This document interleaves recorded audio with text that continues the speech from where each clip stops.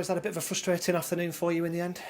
Yeah, I think that's spot on really. I think for parts in the game we've played really well and come away with nothing, but they took the chances and at times we never. I think sometimes our decision making was good to get to the areas, but then obviously just couldn't finish it in the end.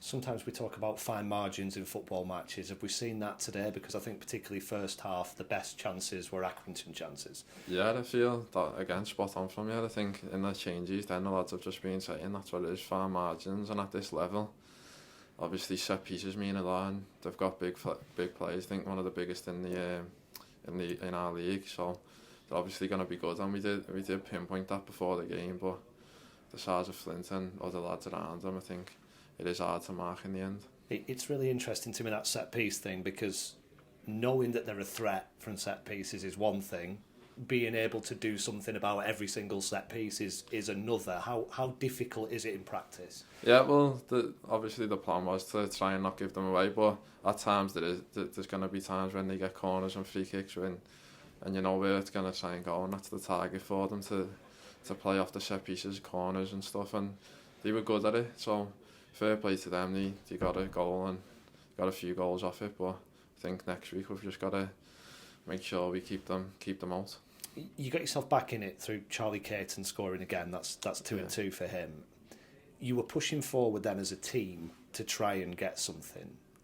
Do you mind losing 3-1 in those circumstances if the team's having a go at trying to get a point from it? Yeah, I think as a team we'd rather get beat 3-1 trying than not trying to keep everyone back and not take a risk, and obviously you're still going to get beat 2-1, but I think the lads in the end we were pushing, and that's the risk that you take to obviously that one in at the other end, but if we score no one says nothing about it, so it's one of them.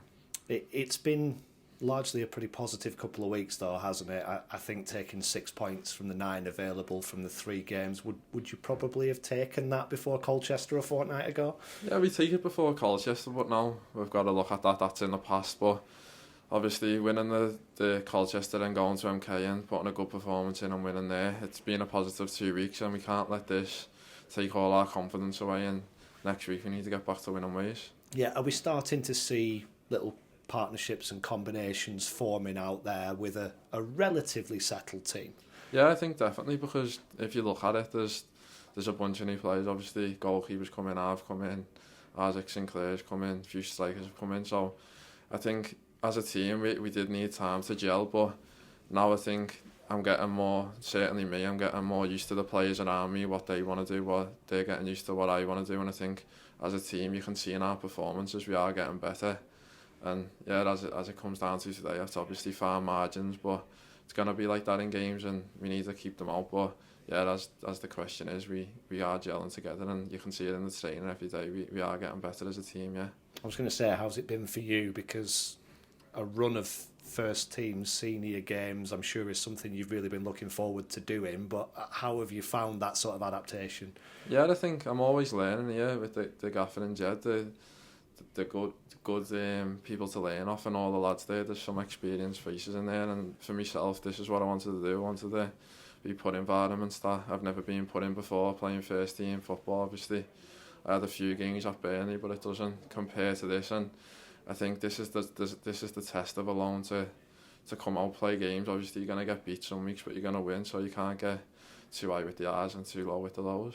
And I guess playing in there with someone like Seamus Keneally, who's been doing it for a decade in League 2 and League 1, yeah. How big a help is he to all the younger players? Yeah, he's the biggest out there, I think, because obviously with him slightly behind me, he's just barking at me all game, which is giving me encouragement. And yeah, if you listen to him, I'll go a long way, because he knows the game inside out, yeah. And you talked about the result today. Obviously you've got a week of training and then a trip to the capital to go and play Barnet. I guess you would like that game to be in a couple of days' time to try and go and get 3 points, but how good will it be to work on a few things during the week?